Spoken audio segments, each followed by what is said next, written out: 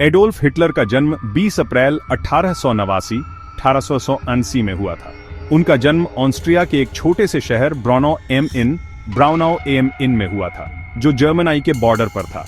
उनके पिता alloys Hitler एक कस्टम्स ऑफिसर थे। वो अपने सख्त और हार्श स्वभाव के लिए जाने जाते थे। उनकी मां क्लारा पोल्जल अपने पति से बहुत छोटी थीं। वो अपने बेटे की बहुत केयरिंग मां थीं। उनके पिता की नौकरी की वजह से उनका परिवार अक्सर एक जगह से दूसरी जगह जाता रहता था, जिसकी वजह से उन्हें कभी एक जगह सेटल होने का मौका नहीं मिला। इस वजह से शायद उन्हें बाद में एक आउटसाइडर जैसा महसूस होने लगा। उनके परिवार के रिश्ते बिल्कुल भी सिंपल नहीं थे। अलोइस बहुत डिमांडिंग पिता थे और उनके बेटे के भविष्य को लेकर उनके बहुत पक्के विचार थे। वो चाहते थे कि एडोल्फ सिविल सर्विस में जाए, लेकिन यंग एडोल्फ ने उस रास्ते को पूरी तरह से रिजेक्ट कर दिया। पिता और बेटे का रिश्ता अक्सर तनावपूर्ण रहता था। अलोइस कथित तौर पर उनकी बात मनवाने के लिए मारपीट भी करते थे, जिससे घर में डर और रिजेंटमेंट का माहौल बन गया था। इसके उलट उनकी मां क्लारा बहुत प्यार और अपनापन देती थीं। जब 1900 में उनके छोटे भाई एडमंड की मीजल्स से मौत हो गई तो परिवार पूरी तरह टूट गया। एडोल्फ और ज्यादा शांत और मूडी हो गए। 1907 में उनकी मां की ब्रेस्ट कैंसर से मौत उनके लिए और भी बड़ा सदमा थी। वो उनकी मौत से पूरी तरह टूट गए थे और कुछ इतिहासकारों का कहना है कि उस नुकसान ने उनके व्यक्तित्व पर एक गहरा घाव छोड़ दिया।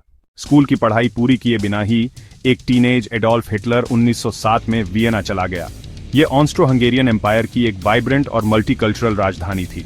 वह एक बहुत बड़े कलाकार बनने की एक अनोखी पावरफुल एम्बिशन के साथ वहां पहुंचा था। वियना स्ट्रीट सीन की वाटर कलर पेंटिंग, जिसे एडोल्फ हिटलर ने 1910 के आसपास पेंट किया था, उसने prestigious academy of fine arts में एडमिशन मिलने का सपना देखा था।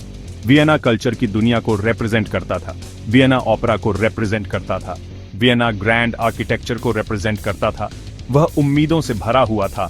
इस कदम को उसने मीनिंग और रिकॉग्निशन की दिशा में अपना पहला रियल स्टेप समझा, लेकिन उसके सपने जल्दी और बेरहमी से टूट गए।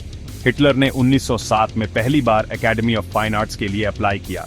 उसने 1908 में दूसरी बार फिर से अप्लाई किया।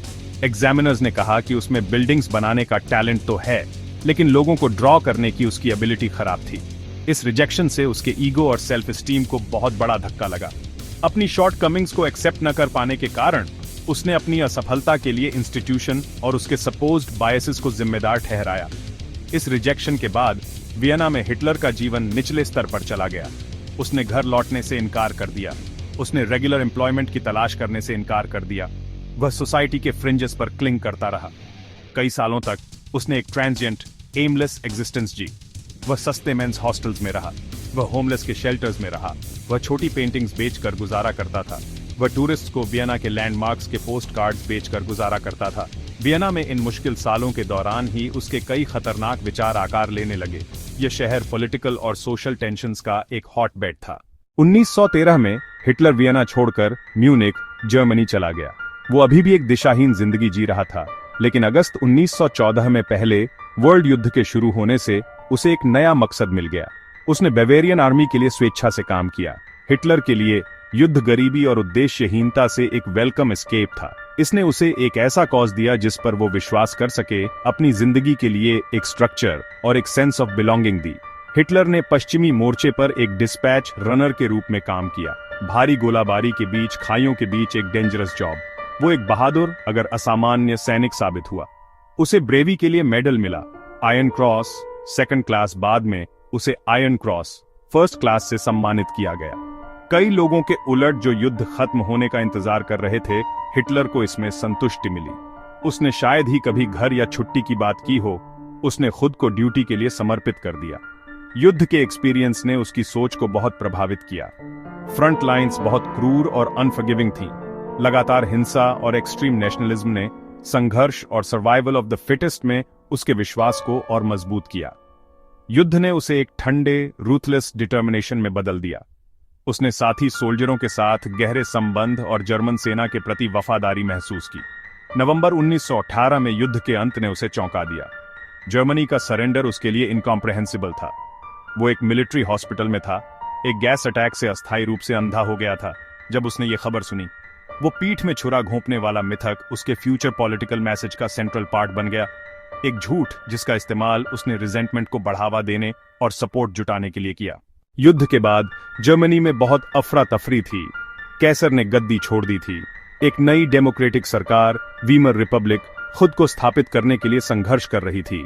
पॉलिटिकल उथल पुथल, इकोनॉमिक मुश्किलें, देश की बेइज्जती। हिटलर म्यूनिख में आर्मी में ही रहा, जो पॉलिटिकल एक्सट्रीमिज्म का एक सेंटर था। वह समझ नहीं पा रहा था कि क्या करे, इसीलिए वह मिलिट्री के लिए एक इंटेलिजेंस एजेंट बन गया। उसने कई छोटे पॉलिटिकल ग्रुप्स में घुसपैठ की और उनकी रिपोर्ट दी। इस काम ने उसे पॉलिटिक्स और प्रोपेगेंडा का पहला रियल एक्सपीरियंस दिया। सितंबर 1919 में उसने जर्मन वर्कर्स पार्टी डीएपी की जांच की। म्यूनिख में एक बियर हॉल मीटिंग में उसने एक स्पीकर को सुना और बहुत गुस्सा हो गया। वह खड़ा हो गया और उसने पूरी शिद्दत से अचानक एक जवाब दिया। एंटोन ड्रेक्सलर हिटलर की दमदार स्पीकिंग एबिलिटी से बहुत इंप्रेस्ड हुआ। ड्रेक्सलर ने उसे तुरंत पार्टी में शामिल होने के लिए इनवाइट किया। हिटलर ने इस मौके को भुनाने का अवसर देखा और मान गया। एक बार अंदर आने के बाद उसने पार्टी को बदलना शुरू कर दिया। उसकी जोशीली स्पीच सुनने के लिए अब ज्यादा भीड़ आने लगी थी। उसने युद्ध के बाद के गहरे गुस्से और नाराजगी का फायदा उठाया। उसने वर्साई की संधि को दोषी ठहराया। उसने डेमोक्रेटिक सरकार को दोषी ठहराया। उसने यहूदी लोगों को दोषी ठहराया, विशेष स्केपगोटिंग का इस्तेमाल करते हुए। 1920 के दशक में नाजी पार्टी जर्मन राजनीति के हाशिए पर रही, जिसे ज्यादातर लोग एक एक्सट्रीमिस्ट ग्रुप मानते थे। नवंबर 1923 में हिटलर ने सत्ता पर कब्जा करने की एक बोल्ड और लापरवाह कोशिश की। उसने म्यूनिख में एक सशस्त्र विद्रोह का नेतृत्व किया, जिसे बियर हॉल पुट्श के नाम से जाना जाता है। वह बर्लिन पर मार्च करके सरकार को गिराना चाहता था। यह कोशिश बुरी तरह नाकाम रही। उसने इस मुकदमे को अपने पॉलिटिकल विचारों के लिए एक प्लेटफॉर्म के रूप में इस्तेमाल किया, जिससे उसे राष्ट्रीय ध्यान मिला। उसे 5 साल की जेल हुई, लेकिन उसने 1 साल से भी कम समय बिताया। एक लीनियंट सेंटेंस जिसने एस्टैब्लिशमेंट की सहानुभूति को दिखाया। आरामदायक लैंड्सबर्ग प्रिजन में हिटलर ने माइन काम्फ, माई स्ट्रगल लिखी। आधी ऑटोबायोग्राफी, आधा पॉलिटिकल मैनिफेस्टो। उसने अपनी नफरत भरी आइडियोलॉजी को चिलिंग डिटेल में बताया। उसने आर्य जाति की श्रेष्ठता के बारे में लिखा। उसने वायलेंट एंटी सेमिटिज्म के बारे में लिखा। उसने पूर्वी यूरोप में लेबेंसराउम की योजनाओं के बारे में लिखा। रिहाई के बाद उसने अपनी स्ट्रैटेजी बदल दी। हिंसक कब्जे के बजाय उसने डेमोक्रेसी के जरिए लॉबी रूप से सत्ता हासिल करने का लक्ष्य रखा। टर्निंग पॉइंट 1919 की ग्रेट डिप्रेशन के साथ आया। ग्लोबल क्रैश ने जर्मनी को खासकर बुरी तरह प्रभावित किया। बिजनेस ठप हो गए, बैंक कोलैप्स हो गए, लाखों लोगों ने अपनी नौकरी और सेविंग्स खो दी। जर्मन हताश हो गए और डेमोक्रेटिक गवर्नमेंट से उनका विश्वास उठ गया। इस केओस ने हिटलर के एक्सट्रीमिस्ट मैसेज को जड़ें जमाने दी। उसने ऑर्डर रिस्टोर करने का वादा किया। उसने जॉब्स देने का वादा किया। उसने जर्मनी को फिर से स्ट्रांग बनाने का वादा किया। नाजीज के लिए सपोर्ट बढ़ गया। हर इलेक्शन में उन्होंने राइख्सटाग की सीटें जीती। प्रेसिडेंट हिंडनबर्ग जैसे कंजर्वेटिव एलाइट्स हिटलर से नफरत करते थे, लेकिन उसे कम्युनिस्ट के खिलाफ एक टूल के रूप में देखते थे। जनवरी 30, 1938 को हिंडनबर्ग ने हिटलर को चांसलर नियुक्त किया, इस उम्मीद में कि वह उसे एक कोalition में टेम कर लेगा। यह एक कैटास्ट्रोफिक मिसकैलकुलेशन थी। एक बार चांसलर नियुक्त होने के बाद हिटलर ने जर्मनी के लोकतंत्र को खत्म करने और एक तानाशाही स्थापित करने के लिए बहुत तेजी से काम किया। उनके पदभार संभालने के 1 महीने बाद रीचस्टैग बिल्डिंग में आग लगा दी गई। हिटलर ने इसका इल्जाम कम्युनिस्टों पर लगाया और इसका इस्तेमाल एक इमरजेंसी डिक्री पास करने के लिए किया। इस डिक्री ने बेसिक सिविल लिबर्टीज, बोलने की आजादी, असेंबली की आजादी को सस्पेंड कर दिया, जिससे लोकतंत्र खत्म हो गया। उसने इनेबलिंग एक्ट पास किया, जिससे उसकी सरकार को पार्लियामेंट के बिना कानून बनाने की पावर मिल गई। कुछ ही महीनों में दूसरी पॉलिटिकल पार्टीज को बैन कर दिया गया, ट्रेड यूनियंस को भंग कर दिया गया। हिटलर एब्सोल्यूट रूलर बन गया। जो भी लोग रिजीम के आदर्शों से बाहर थे, उनके लिए जिंदगी एक बुरे सपने जैसी हो गई। राज्य को आतंक और प्रोपेगेंडा से कंट्रोल किया जाता था। गेस्टापो ने विरोधियों को ढूंढकर खत्म कर दिया। लोगों को बिना किसी ट्रायल के अरेस्ट करके कंसंट्रेशन कैंप्स में भेज दिया गया। उसी समय एक बहुत बड़ी प्रोपेगेंडा मशीन ने हिटलर की महिमा की। न्यूज़पेपर्स, रेडियो, फिल्में कंट्रोल की। बच्चों को छोटी उम्र से ही हिटलर यूथ जैसे ऑर्गेनाइजेशंस के जरिए इंडोक्ट्रिनेट किया गया। उन्हें सिखाया गया कि वे अपनी फैमिली से भी ज्यादा फ्यूहरर के प्रति वफादार रहे। रिजीम की आइडियोलॉजी नस्लीय नफरत पर टिकी थी, जिसमें यहूदी लोग प्राइमरी टारगेट थे। 1933 से जर्मन यहूदियों को सताने के लिए लगातार कठोर कानून पास किए गए। उनसे उनके अधिकार, उनकी जॉब्स, उनकी प्रॉपर्टी छीन ली गई। 1935 के नुरेमबर्ग लॉज ने मिक्स्ड मैरिज को बैन कर दिया और यहूदियों से जर्मन सिटीजनशिप छीन ली।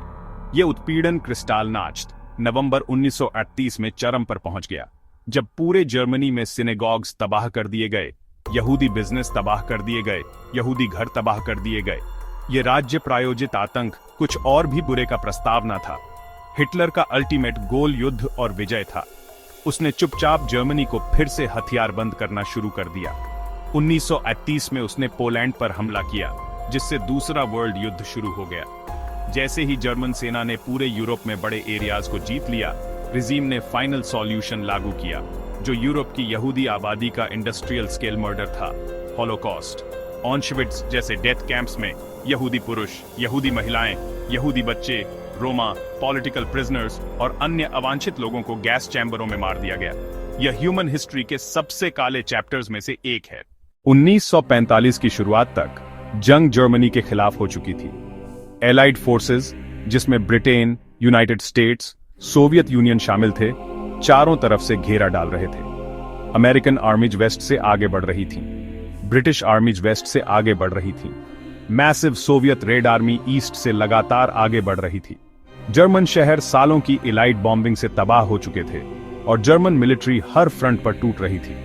हिटलर का 1000 साल के एम्पायर का सपना सिर्फ 12 साल बाद ही धूल में मिल रहा था। वह बर्लिन में फ्यूहरर बंकर नाम के एक मजबूत अंडरग्राउंड कॉम्प्लेक्स में छिप गया, अपनी हार की असलियत से इंक्रीजिंगली आइसोलेटेड होकर। युद्ध के आखिरी हफ्तों में हिटलर एक टूटा हुआ आदमी था। वह फिजिकली कमजोर था, कांप रहा था और पैरानॉइड गुस्से से भरा हुआ था। वह अपने दिन मैप्स पर झुकाकर बिताता था, उन काल्पनिक आर्मियों को चलाता था जो अब मौजूद नहीं थी, और अपनी विफलता के लिए अपने जनरलों और जर्मन लोगों को दोषी ठहराता था। उसने स्कॉच्ड अर्थ डिस्ट्रक्शन के लिए पागलपन भरे आदेश दिए, यह मांग करते हुए कि सब कुछ नष्ट कर दिया जाए ताकि विक्ट्री एलाइड्स को वेस्टलैंड के अलावा कुछ न मिले। नम कंक्रीट बंकर में कुछ लॉयल फॉलोअर्स से घिरा हुआ वह डिल्यूजन की दुनिया में चला गया, यह मानने से इनकार कर दिया कि अंत करीब है। 29 अप्रैल 1945 को, जब सोवियत सैनिक उसके बंकर से कुछ ही गलियों की दूरी पर थे, हिटलर ने अपनी लंबे समय की साथी ईवा ब्रॉन से एक छोटी अजीबोगरीब सेरेमनी में शादी कर ली।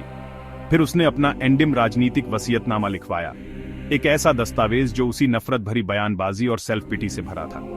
अगले ही दिन 30 अप्रैल 1945 को एडोल्फ हिटलर और ईवा ब्रॉन ने आत्महत्या कर ली। उनके शवों को बाहर निकाला गया, गैसोलीन से भिगोया गया और जला दिया गया, जैसा कि उसके निर्देशों में था। एडोल्फ हिटलर की विरासत अनपैरेलल्ड विनाश और पीड़ा की है।